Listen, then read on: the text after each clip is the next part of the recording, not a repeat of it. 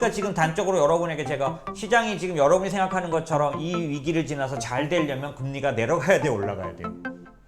올라가야죠. 올라가야 돼요. 그러니까 우리가 생각을 지금 다른 면을 해볼 필요가 있어서 얘기를 드리는 거예요. 이게 무슨 말이에요? 우리는 그냥 자칫 잘못 생각하면은 금리가 좀 내려왔으면 좋겠다. 계속 그렇게 생각하고 계신데 지금부터 만약에 금리가 내려가면요. 어떤 문제가 생기냐면 더 심각한 문제가 터졌다는 뜻이에요.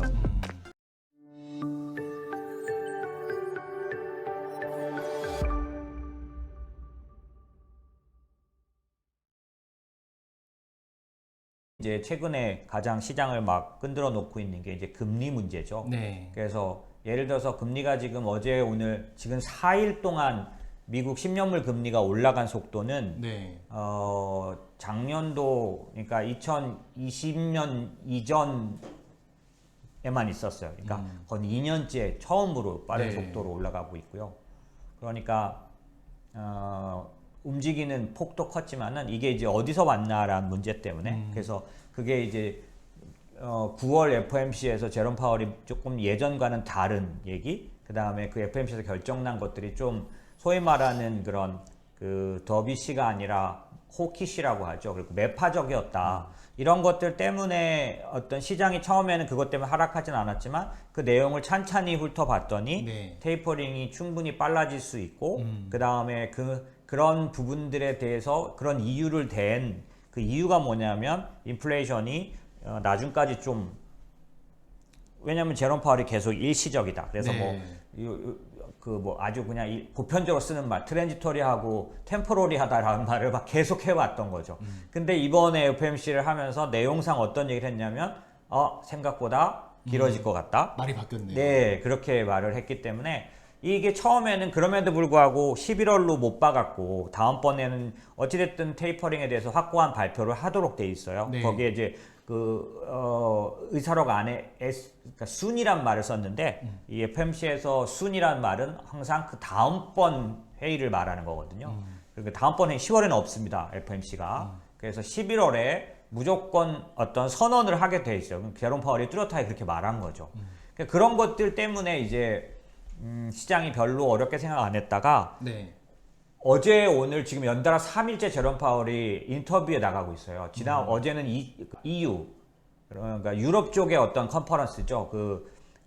중앙은행 관련돼서 그쪽에서 얘기했는데 어저께는 진짜 제가 봐도 죄송합니다. 저희는 이제 그렇게 생각하는데 뭐냐면 연임 확정됐나 보다. 그러니까 제롬 파월이 지금 요번에 연임 되냐 아니냐 결정 나는데요. 제 느낌에는 확정 통화를 했든지 한 것 같아요. 왜 그러냐면 이런 식의 표현인 거죠. 아마 시장에서 월가에서도 아마 많이 그럴 것 같아요. 뭐냐면 이제 슬슬 연임 뒤에 이제 자기 입장을 미리 좀 보호하는 말들을 좀 하기 시작하는 거죠. 무슨 말이냐면 갑자기 쌩 깔 수 없잖아요. 지금까지 아주 대표님도 그런 말씀을 할 줄 아시는군요. 안면 몰수할 수 없어서 갑자기 인플레이션 아무것도 아니에요. 금방 끝나요. 막 이러다가 연임 되자마자 아닙니다. 이거 좀 갈 것 같습니다. 이렇게 말을 못 하니까 네. 점차 이제 이거 흔히 말해 뭐 밑장 깐다. 예, 이거 조금 심각한데요. 이런 얘기를 해오더니 어저께는 본격적으로 말했어요. 예, 아주 제가 보기에는 좀 뭐 작업하는데요, 막 이런 생각이 들 정도로 그 사람은 화내겠지만 어쨌든 이 제롬 파월 이 사람은 특징적으로 어떤 사람이냐면 엄청 고집스러운 사람이에요. 네. 어떻게 보면은 그냥 한 방향으로 가는 사람이에요. 그래서 2019년도 18년도 12월에 그 쇼크를 일으키고 19년도에도 1월 달에 금리 인상 굳이 했던 사람이거든요. 그러고 몇 달이 가지 못해서 금리 3번 내렸잖아요. 네. 근데 어쨌든 그런 사람인데 이럴 정도로 말을 하면은 인플레이션에 대한 생각이 상당히 변했고 네. 뒤집어 말하면 이런 것도 있을 수 있죠. FOMC 의사록 아직 공개 안 됐거든요. 좀 이따 공개돼요. 의사록 공개해 보면 대부분의 사람들이 인플레이션에 대해서 완전히 전향적으로 변했기 때문에 그랬을 수도 있어요. 의원들 자체가 인플레이션 이거 일시적 아닙니다. 이렇게 나왔을 가능성은 있어요. 어쨌든 오늘 아침에 발표된 제롬 파월의 뉘앙스로서는 이거 상당히 간다. 그렇게 짧지 않을 것 같다. 이런 뉘앙스로 말을 한 거죠. 네. 그럼 시장은 굉장히 충격받죠. 그러니까 인플레이션이 이거 금방 끝날 거다, 일시적일 것이다. 네, 네, 그래서 네. 사람들이 안심하고 있었는데 이거 분위기를 보니까 일시적이지 않겠는데? 왜냐하면 제롬 파월의 말을 믿고 지금까지 네. 시장이 조정을 안 했어요. 5% 이상 조정 안 할 정도로. 왜냐하면 인플레이션이 심각하다라고 하는 게 되면 어려움이 와요. 왜냐하면 그 테이퍼링을 빨리 하냐, 금리 인상이 빨리 되냐, 막 이런 문제부터 해서 네. 또 인플레이션은 그 기업의 이익을 해치거든요. 심각해지면. 그러니까 아마 쇼크가 왔을 텐데 안 왔어. 왜 안 왔냐면 제롬 파월 말을 믿는 거야. 네. 페드를 믿어서 얘들이 일시적이라고 하는데 책임지겠지라고 해서 지금까지는 그 높은 인플레이션 지표들이 막 나오는데도 그 다음에 왜 그 미국의 구루라고 말하는 사람들이 막 엄청 선언했잖아요. 30년 내 최대 인플레이션이 올 거다. 뭐 폭락을 준비하라고 막 그러면서 막 난리치고 나는 그 인플레이션에다가 배팅한다. 뭐 막 이런 거 막 나왔었잖아요. 그죠? 그런데도 불구하고 제롬 파월은 아주 그냥 일관되게 얘기했기 때문에 시장에서는 정말 저 사람이 뭔가 확실하다고 믿었는데 갑자기 저 사람이 내가 봐도 조금 이게 심각하네요 라고 말하기 시작하니까 시장은 그럼 어떻게 의견을 조정해야 될 건지라는 걸 생각을 하게 됐고 그게 금리에서는 바로 그냥 반영됐다라고 시장은 생각하는 거죠. 그래서 최근에 인플레이션을 반영한 금리 상승이 빠르게 나타나고 있는 거 아니냐라는 거고요. 여기에 이제 이렇게 휘발유를 붓는 듯한 일들이 생기고 있는데 그게 뭐냐면 그 중국의 전력 관련된 그 전력량 사용이 부족하거나 중지돼서 공장들이 멈추고 이런 일들이 생기는데 그게 무슨 상황을 가져오겠습니까? 바로 또 지금 제롬 파월이 말했던 인플레이션의 원인이 뭐냐면은 공급 쇼티지라는 것 때문에 그렇거든요. 그러니까 공급이 잘 되질 않아서 그렇게 된 건데 그러면 만약에 중국의 그런 전력난 때문에 만약에 공장이 문을 지금 실제로 많이 닫았어요. 그러니까 한 15일씩 쉬는 겁니다. 그렇게 되면은 공급 쇼티지가 어떻게 돼요? 가속 더 되죠. 그러니까 사실 지금도 제롬 파월이 좀 충격이 문제 있겠는데요 라고 말했는데 거기다 그거를 더 심하게 될 요인이 같이 터졌잖아요 지금. 엎친 데 덮친 데. 그러니까 시장은 그것까지 감안해서 생각하면 이건 상당한 인플레이션이 나올 거로 보여지는 거잖아요. 그래서 사실은 어떻게 봐도 인플레이션으로 다 귀결되고 이게 이제 세 번째는 뭐냐면 그냥 인플레이션이 나타나는 거가 자체가 나쁜 게 아니라 이게 심각해지면 나쁘지만 인플레이션은 좋은 의미를 갖고 있는데 그게 좋냐 나쁘냐는 뭐가 결정하냐면 경기가 결정해요. 그러니까 기업 실적이 결정하는 거라고도 말해도 되겠죠. 그래서 경기가 상승세고 그 다음에 기업 실적이 상당히 좋을 때는 인플레이션이 나타나도 자신만만합니다. 그리고 이게 기업에 굉장히 긍정적인 요인으로 영향을 발휘한다라고 많이 받아들여요. 그런데 지금 마지막 세 번째 지금 말씀드리고 싶은 건 요즘 가장 많이 얘기 나오는 스태그플레이션. 그게 무슨 말이냐면 인플레이션은 제롬 파월 말 맞다나 이제는 인정해야 될 만한 문제로 됐는데 정작 실적은 이제 꼭대기를 친 것 같다라는 그런. 그럼 어떻게 되냐면 경기나 실적은 거꾸로 낮아지는데 인플레이션은 더 높아지면 이걸 뭐라 그래요? 이걸 스태그플레이션이라고 하는 거예요. 경기는 나빠지는데 인플레이션은 계속 올라가는 거예요. 보통은 경기가 나빠지면 인플레이션이 없어지거나 그렇죠. 그게 경기가 디플레이션이죠. 좋아지면 인플레이션이 생기는데 인플레이션은 있고 경기는 나쁘고 참 어려워진 상황이네요. 그렇죠. 그래서 지금 시장에서는 단순하게 어떤 금리 인상, 그러니까 금리가 상승하는 문제가 아니라 그 부분에 그 안에 들어가 있는 여러 가지 잠재적, 그러니까 금리가 빨리 움직이는 이유는 연준의 테이퍼링이 강력하게 빨라지고 금리 인상이 다가오는 게 아닌가를 그런 거를 금리가 반영하는 게 아니냐라는 시장에 대한 우려감. 두 번째는 이런 상황을 가져온 인플레이션이 아까 중국이나 이런 데에 의해서 더 무섭게 커질 수 있다라는 두려움. 세 번째는 그걸로 인해서 오는 그 문제들 중에 하나는 그런 와중에 또 작년도 코로나 이후에 실적과 경기는 이제 최대한 피크를 치고 피크 아웃하는 게 아닌가라는 복합적인 걱정인 거죠. 이럴 때일수록 또 더욱더 걱정하시는 분들이 또 저희 시청하시는 분들은 아무래도 또 기술주 투자를 많이 하시는 분들이실 거예요. 근데 또 금리가 기술주에 워낙 민감하지 않습니까? 그러다 보니 더욱더 촉각을 세우는 시기인 것 같습니다. 네, 그렇죠.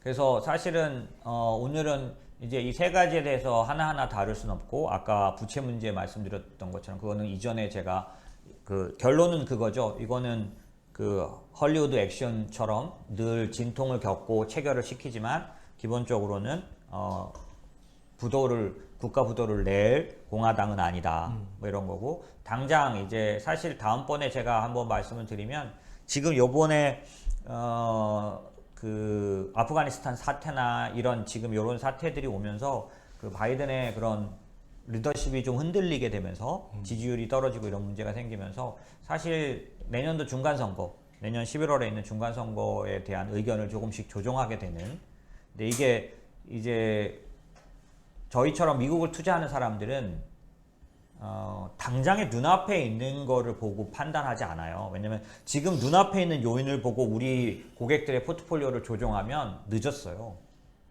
그러니까 왜냐하면 시장은 항상 최소한 3개월에서 6개월 빨리 가기 때문에 지금을 반영하는 게 아니에요. 미래를 반영하는 거니까 지금 조정하면 이미 늦어버려요. 그래서 제가 항상 조언 드리는 게 뭐냐면 시장에서 막 이제 위험하다, 이제 위험 관리해야 된다 하면 그때 위험 관리 시작하면 늦은 거예요. 이미 다 빠진 상태인 거죠, 거의. 그런 것처럼 지금 저희 같은 사람들은, 미국에 투자하는 사람들은 내년도 중간선거를 생각할 수밖에 없어요. 만약에 내년도 중간선거에서 상원에서 민주당이 지금처럼, 원래 어떻게 됐어요? 우리 다 기억하시죠? 작년도에 2개 주에서 겨우 승리하는 바람에 50-50 된 거잖아요. 그래서 지금 바이든이나 이런 쪽에서 민주당에서 뭘 할 수 있어요? 그 필리버스터라는 거를 깨고 예산 조정 절차라 그래서 자기네들만 100%, 민주당만 100% 찬성하면 지금 통과시키는 법안들이 막 있었던 거예요. 근데 내년도 중간선거에서 만약에 민주당이 하나만 잃어버려도, 네, 공화당이 하나만 다시 찾아와도 이제 어떻게 돼요?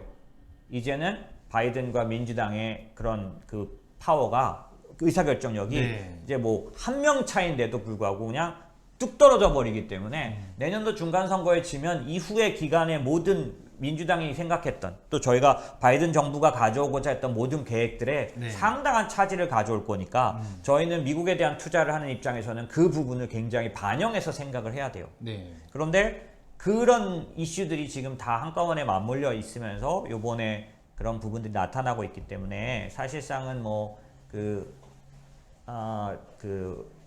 뭐랄까, 부채 상한 한도라든지 예산안 관련돼서도 얘기할 건 굉장히 많지만 다음번에는 그런 거에 관련된 그 민주당과 공화당 관련된 얘기를 자세히 하겠고, 일단은 제가 오늘 금리에 대해서 말씀드리려는 거는 금리에 대해서 우리가 어떻게 바라봐야 되냐라는 면인데, 이게 뭐냐면 금리가 올라갈지 내려갈지 얘기를 하는 게 아니라요, 지금 시장의 그런 여러 가지 문제들을, 네, 이제 해결하는 국면으로 시장이 가고 있다라는 단서를 잡을 때, 그러니까 시장이 내가 두려워할 게 아니라 좋은 쪽으로 가고 있다라고 느끼려고 하면, 우린 지금 금리가 급등했으니까 어떤 생각이 드냐면, 금리가 내려와서 안정적으로, 네, 이렇게 급등하지 않고 또 금리가 내려와서, 특히 우리 기술주를 갖고 있는 사람 입장에서는 금리가 내려와 주면, 네, 이 시장이 훨씬 더 안정적으로 될 거라고 생각하지만 사실은 그렇지가 않아요. 그래서 우선 그 얘기를 좀 드리면 어떤 거냐면, 이 10년물 국채금리 기준으로 말하면 우리가 알고 있어야 될 요인이 있어요. 그게 뭐냐면, 금리는 시장이 위험해지면 올라가나요, 내려가나요? 보통 내려가지 않나요? 시장이 위험해지면 내려갑니다. 왜냐하면 국채 기준으로 말씀드리는 거예요. 그게 뭐냐면 안전자산 선호 현상이라는, 그때는, 네, 안전자산 선호 현상이 오게 되죠. 그래서 이제 예를 들어서 지금 아까 제가 예산 조정안이 있고 부채 한도안이 있다 그랬잖아요. 네. 이게 두 가지를 가져온다 그랬죠. 하나는 셧다운, 하나는 디폴트. 네. 근데 셧다운은 뭐 버텨볼 수 있어요. 그리고 트럼프 때도 셧다운 뭐 한 달 이상 했었어요. 그래서 그 화면 같은 데 보셨나요? 그 미국 그 공무원들이 막 그 줄 서서 밥 타 먹는 거 나오는 거, 월급을 안 줘요, 막 이런 거. 예, 이게 셧다운이에요. 근데 그때 그런 적도 있었기 때문에 뭐 그거는 또 그렇게 하진 않겠지만, 그렇게 돼도 문제가 크지 않는데, 그 뒤에 나오는 디폴트는 엄청난 문제예요. 2011년도에 한번 그렇게 되면서 어떻게 됐냐면은 신용등급 강등되면서, 네, 한 미국장 18%인가 조정했어요.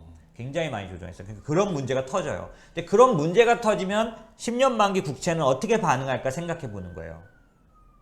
내려갑니다.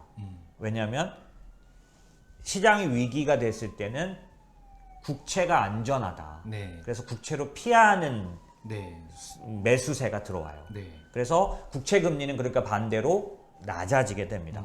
그러니까 지금 단적으로 여러분에게 제가 시장이 지금 여러분이 생각하는 것처럼 이 위기를 지나서 잘 되려면 금리가 내려가야 돼요, 올라가야 돼요? 올라가야죠. 올라가야 돼요. 네. 그러니까 우리가 생각을 지금 다른 면을 해볼 필요가 있어서 얘기를 드리는 거예요. 이게 무슨 말이에요? 우리는 그냥 자칫 잘못 생각하면은 금리가 좀 내려왔으면 좋겠다. 계속 그렇게 생각하고 계신데 지금부터 만약에 금리가 내려가면요. 어떤 문제가 생기냐면 더 심각한 문제가 터졌다는 뜻이에요. 그죠? 제가 무슨 말 하는지 아시겠죠? 그래서 그런 식으로 이 금리에 대한 생각은 좀 시장을 판단하는 바로미터가 되기 때문에 잘 네. 알아야 되는데 지금 보시는 화면은 뭐냐면 제가 보여드리고 싶은 건 뭐냐면 미국채 10년 금리가 올라가고 있을 때 한국 시장이 좋았습니다. 지금 여기 그 선으로 봤을 때는 파란색은 미국 10년물 금리고요. 빨간색은 에쿼티 리스크 프리미엄이라고 되어 있는데 저게 뭐냐면은 그 주식 선호하는 그런 경향을 말해요. 에쿼티는 주식을 말하거든요. 네. 그래서 에쿼티 리스크 프리미엄은 정확하게 말하면 뭐냐면 주식 투자하면은 보상으로 받는 수익률을 말해요. 그래서 에쿼티 리스크 프리미엄 ERP가 높다라는 뜻은 뭐냐면 에쿼티 리스크 프리미엄이 높다는 뜻은 뭐냐면 주식 투자하는데 위험이 많이 따라서 내가 주식 투자할 때 보상으로 받는 수익률이 높게 형성될 때를 말해요. 네. 리스크 프리미엄이 높다는 뜻이죠. 네, 네. 그래서 이런 때는 언제일까요? 당연히 막 주식시장이 막 혼란스럽고 변동성이 크고 뭐 막 폭락도 있고 막 이럴 때 이 네. 상황에서 주식 투자하는 사람은 아유 뭐 난 잘하면 한 2%만 받으면 되지 이런 소리 안 한다는 그쵸, 거죠. 먹으면 시원하게. 그렇죠. 이 위험에 내가 주식 왜 하겠어. 그래도 한 10%는 수익이 나야지. 네. 이게 리스크 프리미엄이거든요. 그러면 이 리스크 프리미엄이 기본적으로 낮아진다는 얘기는 시장이 좋아지고 있고 안정되고 있고 올라가고 있다는 뜻이에요. 그쵸. 그래서 그런 면으로 봤을 때 빨간색이 내려오는 때를 보면 다 번번이 국채 금리가 추세적으로 오르고 있을 때를 말합니다. 같이 만난 부분들을 보면은 네. 지금 보시면 이렇게 이걸로 할 수 있는 게 있나요? 없죠? 가르쳐 드릴 수 없어요. 그래서 지금 말씀드린 것처럼 빨간색과 파란색이 어떤 식으로 움직여야 되냐면 이 빨간색은 리스크 프리미엄이니까 얘가 내려오는 국면과 파란색이 올라가는 국면이 같이 연결되어 있는 때가 대부분이라는 거죠. 이거 왜 그런가 설명드려 볼게요. 미국 시장의 10년 금리가 올라갈 때 왜 한국 시장이 행복해지냐면 미국 시장의 금리가 추세적으로 오른다는 뜻은 미국의 경기가 좋다는 뜻이에요. 그렇죠. 왜냐하면 지금도 우리가 작년도 코로나가 터져가지고 위험해졌기 때문에 어떻게 했냐 금리를 제로로 내렸잖아요. 네. 이거를 이제 양적 완화라고 말하는데 제가 여러 번 말씀드렸잖아요. 양적 완화는 비정상적인 통화 정책이에요. 금리 내리고 돈 푸는 거라서. 그런데 이거는 비정상적이기 때문에 언젠가는 정상으로 돌아가야 되거든요. 언제 돌아가냐? 경제가 진짜 탄탄해졌다고 확신이 들 때. 네. 우리가 이렇게 비정상적인 방법을 동원해서 결국 경제를 살려냈구나. 그런 확신이 들면 이때는 금리를 올리기 시작합니다. 네. 그죠? 그러다 보니까 바로 직전번에 금리 인상은 언제 있었냐면 글로벌 금융위기라고 말하는 2008년 9년도의 폭락 이후에 똑같이 지금처럼 돈을 풀고 금리를 내렸었어요. 네. 그러다가 이제 실제로 경제를 살려냈다, 경기를 살려냈다라고 믿어져서 연준이 언제 처음으로 금리를 올렸냐면 2015년 12월 달에 한 번 딱 먼저 올리기 시작한 거예요. 그 전에 2014년 1월부터 2014년 12월까지 1년 동안 테이퍼링이라는 걸 했습니다. 지금 이제 눈앞에 두고 있는 거죠. 한 달에 100억씩 매달 사는 연준의 채권 매수 금액을 줄여가는 거예요. 이게 네. 테이퍼링이에요. 제가 여러 번 말씀드렸죠. 돈을 풀고 금리를 내리는 완화 정책의 반대 첫 번째 행동은 테이퍼링. 돈 풀이던 걸 좀 줄이는 거죠. 그렇죠. 그래서 사던 양을 자꾸 조금 사는 거. 네. 이거는 줄이는 것과 같다. 테이퍼링이 끝나고 나면 일정 시간이 되고 나면 이때부터는 금리를 실제로 올립니다. 우리도 그렇게 가겠죠. 금리를 올리다 세 번째는 뭐까지 하냐면은 축소라 그래서 이건 뭐냐면 연준이 지금도 매월 1200억씩 사주고 있는 채권이 있어요. 네. 왜 채권을 사주냐면 채권을 연준 돈으로 사면은 채권은 연준 창고로 들어오고 그렇죠. 연준의 돈은 어디로 가요? 시장에 풀리는 거죠. 그러니까 돈을 풀고 있는 거잖아요, 네. 지금. 근데 아까 말씀드린 테이퍼링, 금리 인상, 그리고 세 번째 더 강한 긴축의 마지막 단계는 뭐냐면 연준 창고에 돈 대신 들어와 있는 채권을 시장에다 파는 거예요. 그럼 어떻게 되냐면 채권이 나가고 돈이 들어오죠. 그쵸. 그러니까 지금처럼 돈을 푸는 게 아니라 돈을 오박아요. 예, 걷어들이는 거. 이게 긴축의 마지막 단계죠. 자, 그런데 지금 좀 전에 말씀드린 것처럼 그러다 보니까 테이퍼링도 하고 금리까지 올릴 정도면 경제는 아주 다 확신 있게 탄탄한 때라는 거죠. 네. 거기다가 추세적으로 계속 금리를 올리고 있을 때는 금리를 0.25, 1%로 올렸는데도 아직 시장이 전혀 안 흔들리고 괜찮다는 얘기잖아요. 그러니까 계속 금리를 올리고 있는 때는 미국 경제는 탄탄하다는 뜻이거든요. 네. 그렇기 때문에 보시는 것처럼 미국 금리가 올라가고 있을 때, 추세적으로 올라가고 있을 때 한국장이 따뜻한 이유는 미국 경기가 좋을 때 우리는 낙수 효과라는 게 있어요. 한국에서 수출이 엄청나게 좋아지거든요. 네. 요즘 한국 수출이 매달 갱신하고 있는 중이에요. 역사를 새로 썼죠. 최근까지.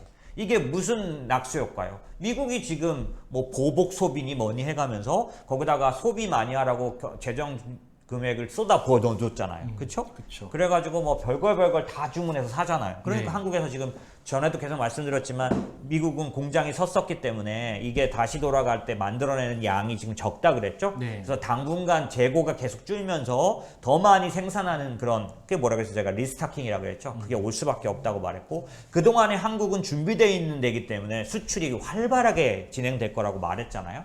그러니까 결국에는 우리가 미국에 대해서 바라야 될 때는 언제예요? 금리가 올라갈 때를 바라야 하는 거죠.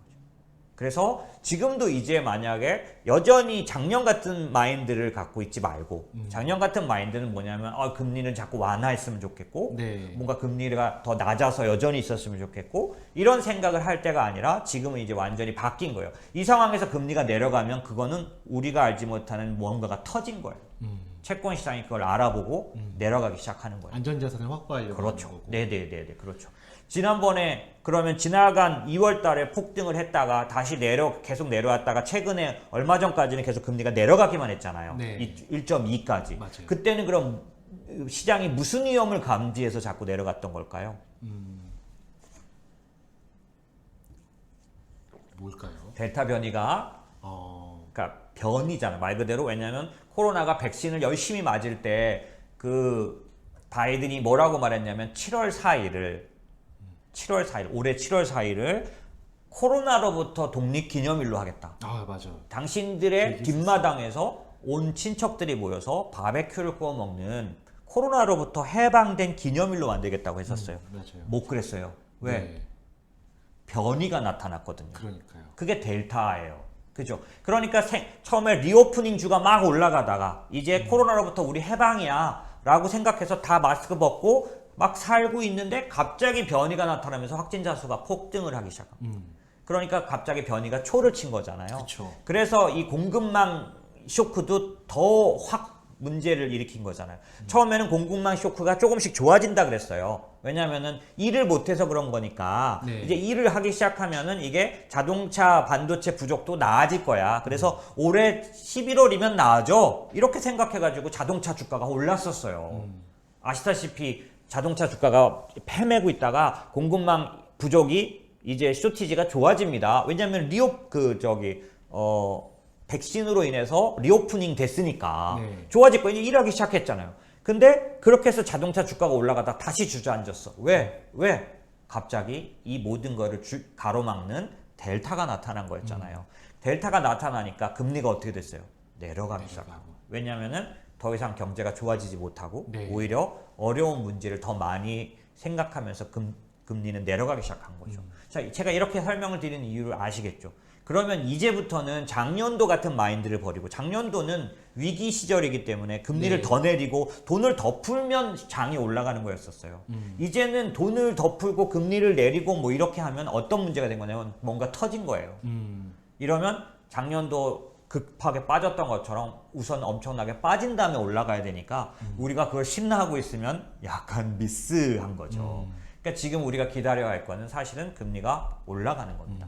근데 상식적으로 금리가 내려가면 이제는 불안해야 되는 시기에 도달한 거고, 갑자기 금리가 내려가거나 강하게 네. 내려갈 때는 우리가 모르는 어떤 악재가 있는가라고 생각해야 되는 정상. 그래서 여러분이 사실은 제일 많이 들으셔야 할 단어가 정상화, 영어로 normalization입니다. 그래서 지금은 이제 정상 경제에서 판단하는 방법으로 판단하셔야 돼요. 이 같은 금리라도 그 시기에 따라서 해석하는 것과 판단하는 방법이 좀 달라야 합니다.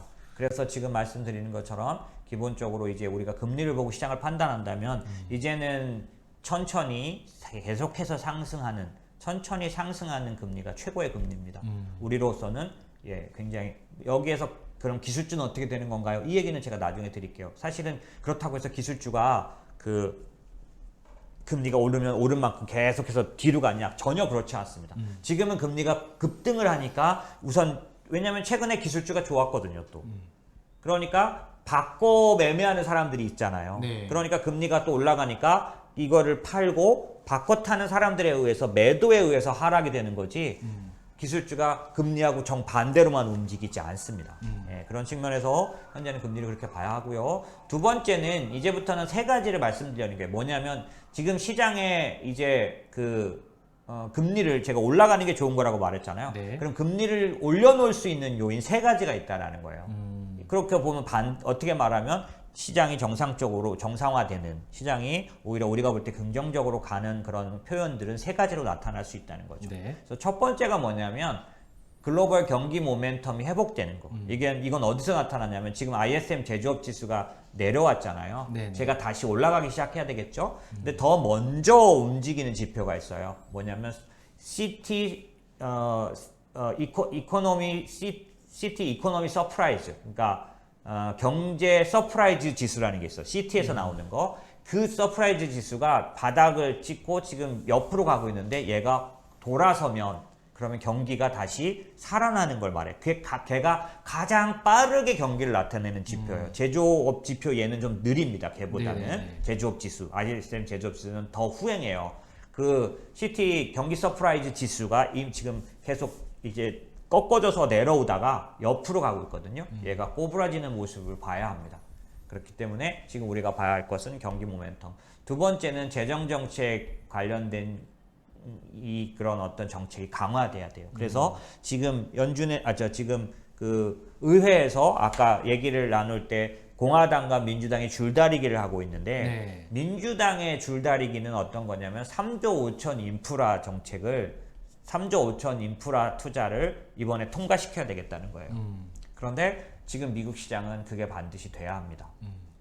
그래서 지금 당장 되진 않더라도 왜냐하면 공화당이 하도 버티고 있어서 그거는 좀 뒤로 미룰 수는 있는데 어쨌든 그게 되는 게 발표돼야 되고 그 전에 먼저 지금 3조 5천 말고 1조 2천짜리 잡스 플랜이라 그래서 네. 뭐 교통, 항만 뭐 이런 일자리에 관련돼서 실제 인프라 정책은 이건 이미 다 통과한 거 있어요. 공화당은 얘를 지금 통과시키라는 거예요. 네. 그래서 그거 통과만 돼도 아마도 이 재정정책 관련돼서는 조금 더 풀어지고 그 다음에 저희가 투자하고 있는 인프라 스트럭처 관련된 기업들은 올라가게 될 건데 어찌됐든 시장에서 이제 기대할 거는 아까 제가 말씀드린 통화정책 쪽이 아니에요. 통화정책에 의한 유동성은 어떤 식으로 나타나냐면은 금리를 내리거나 네. 그 다음에 더 많이 사주는 채권을 사주는. 네, 그러니까 테이퍼링의 반대겠죠. 네. 그게 나타나면 어떻게 되는 거라 그랬죠? 그거는 위기예요.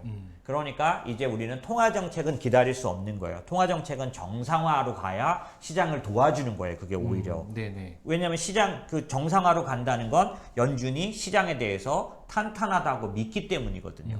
얼마 전에 9월 FOMC에서 연준이 발표한 것 중에 여러분은 관심 있게 안 봤지만 저는 굉장히 관심 있게 봤던 부분이 뭐냐면 이번 2021년에 GDP 성장률은 하향 조정했어요. 생각보다는 덜 5.8%인가로 내렸지만은 문제는 제가 관심 있었던 건 2022년, 2023년 GDP 성장률을 다 상향했습니다. 22년 특별히 3.8%까지 올렸어요. 미국은 잠재 성장률이 2%가 안 되는 나라입니다. 그런데 내년도에 3.8%를 성장할 거라고 연준이 봤다는 얘기는 내년도 짱짱하게 경기가 좋다는 뜻이에요. 막 기대가 되네요. 네, 연준은 그거를 말한 거죠. 그렇기 때문에 그 얘기 안에 공급 쇼티지는 일시적이라는 부분들을 어느 정도 내포하고 있는 거죠. 그래서 만약에 내년도 3.8% GDP 상승이 나타난다면 이런 장세를 우리는 뭐라고 부르냐면 골디락스 혹은 리플레이션 트레이드라고 합니다. 여러 번 제가 말씀드렸던 네. 사실 주식시장에서는 또 한 번의 봄과 같은 계절이 오는 거죠. 네. 그래서 그런 측면에서 봤을 때 통화정책을 기대할 게 아니라 재정정책을 기다려야 하는데 재정정책은 좀 전에 말씀드린 인프라 정책이 통과돼야 된다. 그러니 그 발표가 나올 때마다 시장은 상당 부분 환영하는 상승을 하게 될 거다. 당연히 그렇게 되면 금리는 따라 오른다는 겁니다. 그쵸. 사실요. 이 재정정책 관련된 발표가 날 때 특별히 여러분 금리가 뚜렷하게 우리에게 우호적으로 올라가는 사인은 고용지표와 함께 와요. 지금까지 제가 20년 이상 이쪽 시장에서 금리가 탄탄하게 올라가게 했던 트리거 가장 뚜렷한 원인은 고용지표였었어요. 고용지표가 지금처럼 위기를 겪고 나서 지금 계속 실업자가 엄청 많았다가 줄어들고 있잖아요. 네네. 이 고용이 탄탄하게 좋아진다는 거가 컨센서스보다 다 놀랍도록 서프라이즈하게 나오기 시작하면 그러니까 고용지표가 서프라이즈가 나올 때 금리는 탄탄하게 올라가고요. 이때 시장은 굉장히 좋은 모습을 보입니다. 예, 그렇기 때문에 이 인프라 재정 정책도 고용에 대한 정책들이기 때문에 네. 특히 이번 9월달 고용 아직 발표 안 났거든요. 네. 그러니까 그 고용부터 상당히 좋아질 거다. 왜냐하면 우리가 아는 한 고용이 나쁘게 나왔던 이유는 실제 나빠서가 아니라 9월 6일 날 없어진 그런 특별법 때문에 그게 뭐예요? 실업급여를 과다하게 주는 네. 그걸 9월 6일 날 다 없애버렸잖아요. 물론 30개 주는 그 전달에 없앴지만은 그러니까 이제 수많은 사람들이 노동 전선으로 직업 전선으로 나왔을 거라고 보여져요. 왜냐하면 애들도 이제 학교를 가기 시작했기 때문에 애들이 학교 가야 맞벌이를 할 수 있죠.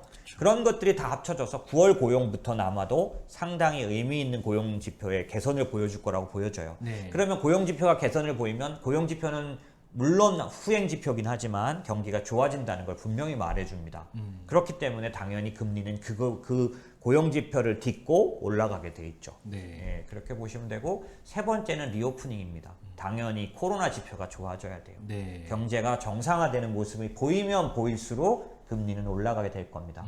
그런 측면에서 지금 말씀드리는 이 세 가지가 기본적으로 나타나게 된다면 시장에서는 중간에 붙임은 예를 들면 뭐 이랬다 이런 것 때문에 이랬다라는 것들이 있을지라도 예를 들면 지금 헝다라든지 그 다음에 뭐 전력 부족 전력망 문제 이런 것들이 터져도 일단 미국은 탄탄한 경기와 실적을 뒷받침으로 해서 꾸준히 올라가게 될 거라는 겁니다. 지금 사실 제가 지금까지 경험한 시장으로 봐서는 지금처럼 요 정도 조정하는 거 네. 어저께 아침에 끝난 미국장 나스닥 3%까지 빠졌잖아요. 그렇죠? 2%대였지만 네. 3% 빠졌는데 그리고 오늘 나스닥은 물론 마이너스 조금 났지만 또다시 한 단계 더 내려가지 않지 않습니까? 네. 굉장히 강한 장이에요. 근데 이 장이 왜 강하냐면 지금 이런 시기를 넘어서고 나면 내년도 경기가 그러니까 점점 수축될 거라고 보면 이렇게 좋지 않습니다. 왜냐하면 경기는 점점 가라앉고 실적은 이제 줄어만 들 건데 금리는 올라가기 시작할 거다. 이게 굉장히 사람들이 힘들게 만들어요. 근데 지금 사람들이 믿는 거 하나는 뭐가 있냐면 금리는 올라가겠지만 내년도에도 경기는 좋을 것 같다. 네. 실적은 좋을 것 같다는 거에 대해서는 연준도 아까 그렇게 말했지만 모두가 믿어지기 때문에 그래서 장이 탄탄하게 하방 경직이 나오고 있는 거예요. 건강한 사실은. 상태네요. 네, 맞아요. 그래서 이렇게 무너지지 않는 겁니다. 사실 지금 만약에 다음 주에 아까 말씀드린 그 셧다운이나 그 다음에 부채한도? 갑자기 중요한 단어가 생각이 안 나요. 디폴트 이런 것들이 막 위협이 돼서 시장이 크게 조정을 좀 한다면 여러분 아마 제가 보기에는 많은 사람들이 기다렸다는 듯이 들어올 거예요. 그래서 더 깊이 못 빠지는 겁니다. 깊이 빠지려면 어떻게 되냐면 한번 푹 빠졌을 때 지금은 사면 안 돼. 지금 아직 충분히 더 빠져야 돼. 이렇게 생각하면 아무도 안 받치기 때문에 무너지는 거거든요. 근데 무너지질 않아요, 지금. 지금 장이 그래도 크게 내려가는 이유가 뭔지 아세요? 다 레버리지 쓴 사람들이 반대 매매 그러니까 한국도 반대 매매했지만 미국도 마찬가지예요. 그래서 그런 식으로 레버리지가 거꾸로 전환되기 때문에 매도로 나오는 것들이 많아서 그렇지 실제로 이번 금리 인상도 이번에 금리가 빠르게 올랐는데 그 중에 기술적인 부분이 좀 있었어요. 그게 뭐냐면 모기지 금리가 강하게 올라가게 되면은 네. 모기지 금리를 해치하는 그런 뭐라 그러죠? 컨벡시티 관련된 해지가 있는데 이게 어떤 행동을 하게 되냐면 국채를 매도하는 걸로 해지를 해요. 그렇기 때문에 이번에 금리가 빨리 올라간 이유도 그런 것 때문인데 어쨌든 그런 모습들이 나타나기 때문에 시장에서는 아마도 조금만 내려가면 사자가 들어오는 모습은 좀 계속 될 겁니다. 당연히 지금 말씀드린 이런 모습들이 있다면 더 탄탄하게 받쳐주겠죠. 자, 금리는 뭐 말을 해도 너무 많으니까 저희 그 회사 세미나가 다다음 주쯤 있을 거예요. 며칠인지 모르겠네요. 10월 12일 날, 이번에는 월요일이 대체 공휴일이어서 12일 날 화요일 날 8시부터 하는데 그때 좀 더 이런 부분들은 자세히 좀 말씀을 드릴게요. 그래서 4분기 투자 전략에 대해서 말씀을 좀 드리는 시간 갖도록 하겠습니다.